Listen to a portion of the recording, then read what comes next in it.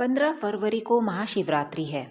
इस दिन महादेव के भक्त व्रत रखकर शिवलिंग का अभिषेक करते हैं। लेकिन क्या आप जानते हैं कि शास्त्रों में कुछ ऐसी चीजों के बारे में भी बताया गया है जिन्हें शिवलिंग पर नहीं चढ़ाना चाहिए।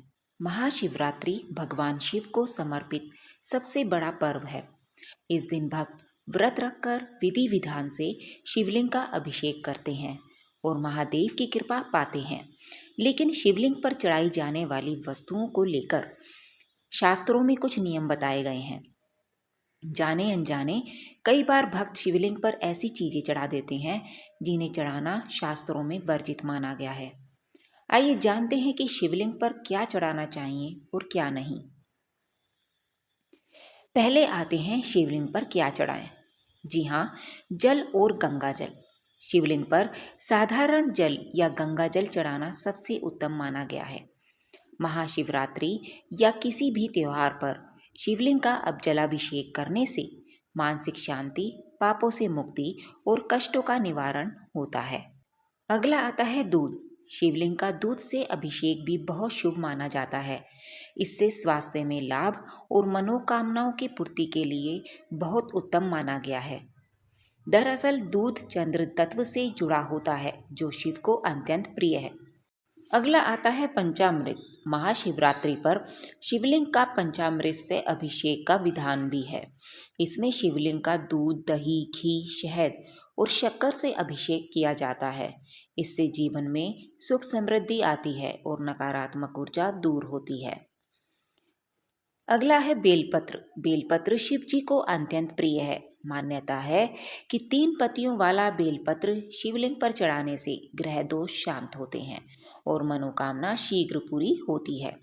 अगला है भस्म यानी विभूति। भस्म वैराग्य और सत्य का प्रतीक मानी जाती है। शिवलिंग पर भस्म अर्पित करने से अहंकार का नाश होता है। व्यक्ति सांसारिक चिंताओं से मुक्त रहता है। अगला है सफेद फूल या धतूरा। सफेद आक, कनेर और धतूरा भी शिव को प्रिय माने जाते हैं। इसलिए महाशिवरात्रि पर लोग शिवलिंग पर इसे जरूर चढ़ाते हैं। मान्यता है कि इससे तामसिक दोष शांत होते हैं। अब आते हैं शिवलिंग पर क्या ना चढ़ाएं। जी हाँ, पहला आता है तुलसी के पत्ते।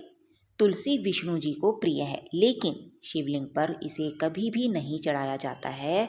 इसकी वजह एक श्राप है। दरअसल भगवान शिव ने जिस शक्तिशाली असुर जालंधर का वध किया था, उसकी पत्नी वृंदा ने ही बाद में तुलसी के रूप में जन्म लिया था। अगला आता है केतकी का फूल। केतकी पुष्प को शिव पूजा में निषिद्ध माना गया है।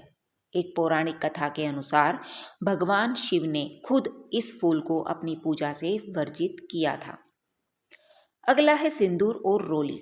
शिवलिंग पुरुष तत्व का प्रतीक है, जबकि सिंदूर या रोली महिलाओं के श्रृंगार का हिस्सा मानी जाती है। इसलिए यह देवी की पूजा में उपयोगी है, शिव पूजा में नहीं। टूटे या सूखे बेलपत्र।